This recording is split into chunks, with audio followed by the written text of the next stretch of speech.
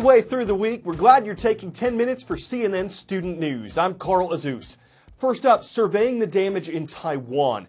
A major storm made landfall on the island's east coast Monday. Typhoon Dujuan brought wind gusts as high as 153 miles per hour and prompted the evacuation of 5,000 people from some northeastern mountain areas. They got 20 inches of rain in a short amount of time. That increased the threat of flooding and landslides. The storm killed 2 people and injured hundreds of others. It knocked out power to 500,000 before moving on to mainland China. Dujuan had weakened a bit by the time it made landfall there, but more than 260,000 Chinese were evacuated. As the international fight against the ISIS terrorist group continues, we're catching up with some people who escaped the militants. A little over a year ago, ISIS trapped almost 40,000 Yazidis on a mountain in northern Iraq. Yazidis are an ancient religious minority. ISIS wanted to kill them because their beliefs are different from the extremist Muslim views of ISIS.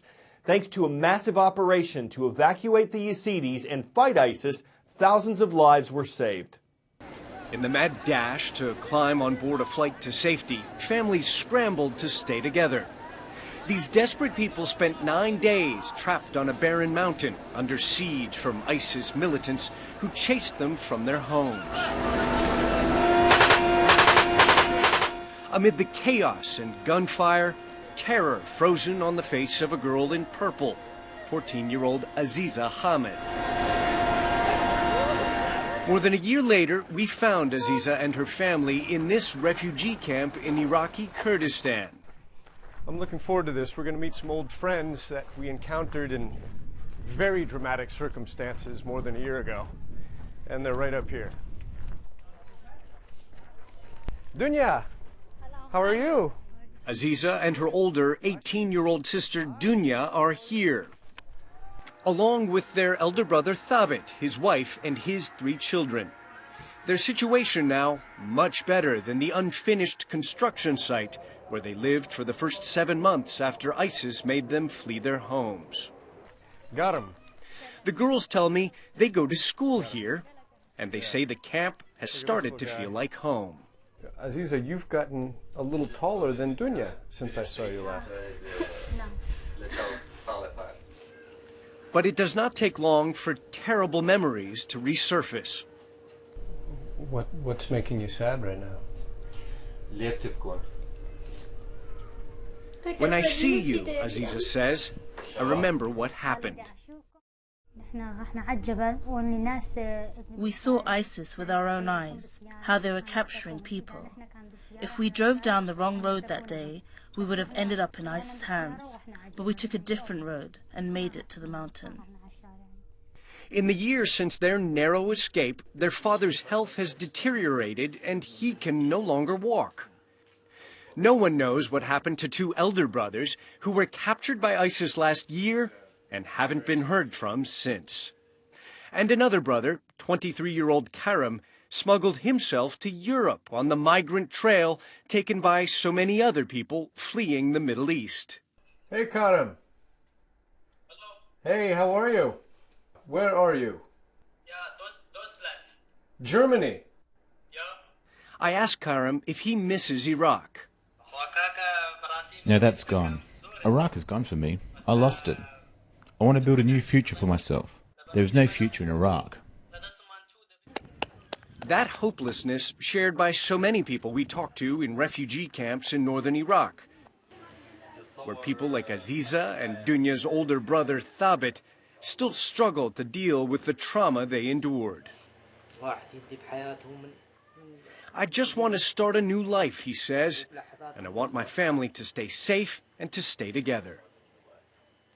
One of the few times 15-year-old Aziza really smiles is when I ask her what she'd like to do to the men from ISIS who attacked her family. I would stomp on their heads and kill them, she says. This girl may have escaped to live another day, but her innocence has been forever lost. Ivan Watson, CNN, Dahak, Iraqi Kurdistan.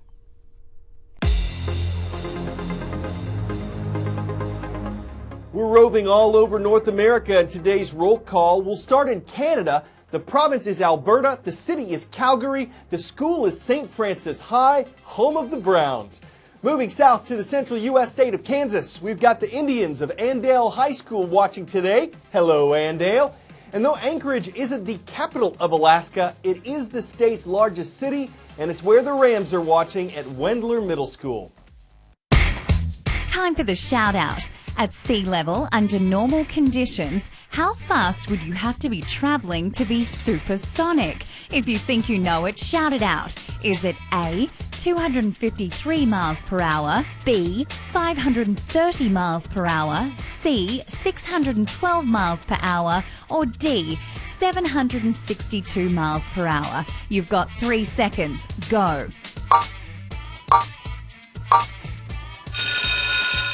On an average day, sound waves travel at about 762 miles per hour. So option D is supersonic.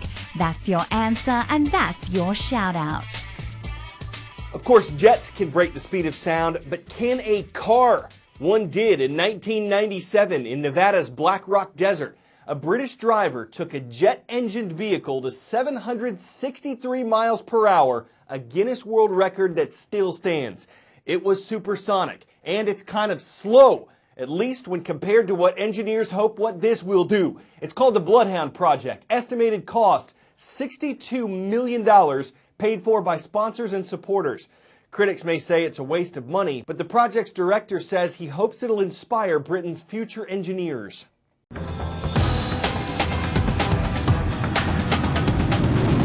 It looks like something out of the latest James Bond movie. And there's even a Q-like character. But this is reality. Say hello to the Bloodhound, billed as the world's fastest racing car, making its world debut in London. 0 to 1,000 miles an hour is 55 seconds, and then when we go through the measured mile, it's 3.6 seconds, mile in 3.6 seconds. Then we've got to think about stopping.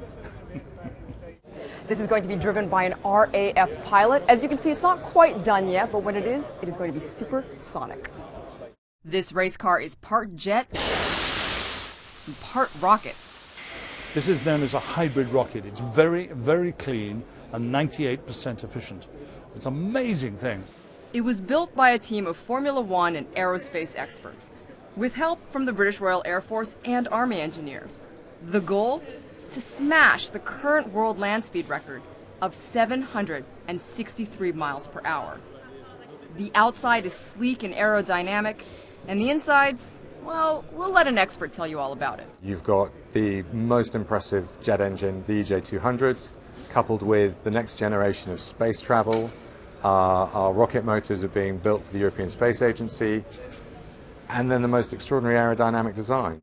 Next up for the Bloodhound, a trip to South Africa to race on a track built especially for the supersonic machine. The goal is to hit 800 miles per hour next year and 1,000 miles per hour in 2017. No doubt this race car is already on 007's wish list. Charisse Pham, CNN, London.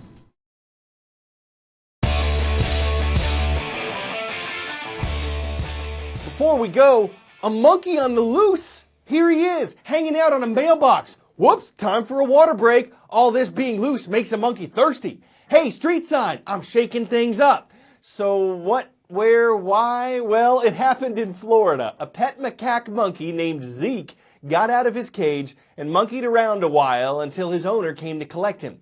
Zeke's neighbors had seen this before, so they kept their distance, fearing a macaque attack.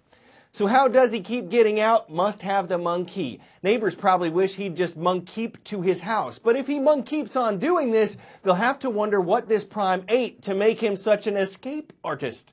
I'm Carl Azus, and that's CNN Student News.